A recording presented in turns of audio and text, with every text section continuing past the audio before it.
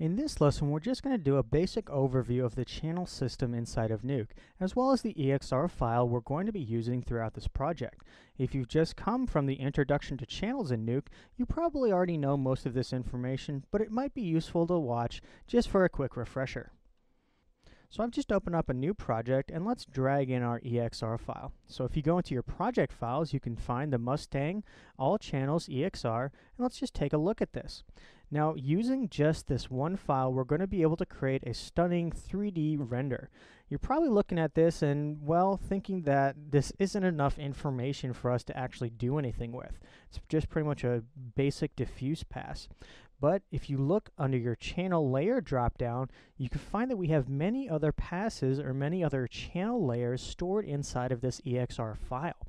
So we have an RGBA channel layer, and this inside of it has the red, green, blue, and alpha channels of our main image.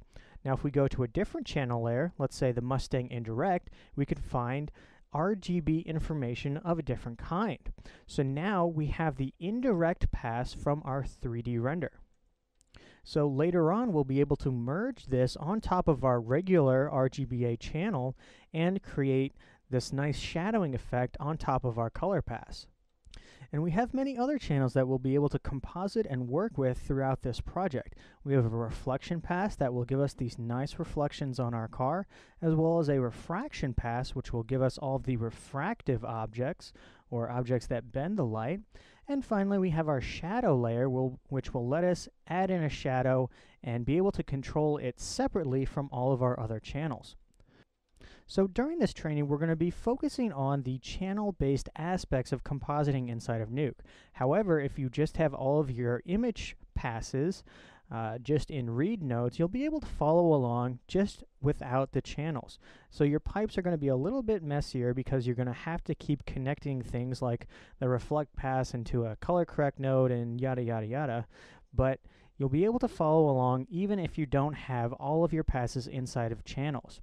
Now, if you want to be able to create a multi-channel EXR file like this, take a look at our Introduction to Channels in Nuke project, and that will give you a quick guide to compositing or bringing together all of your render passes into a single EXR file.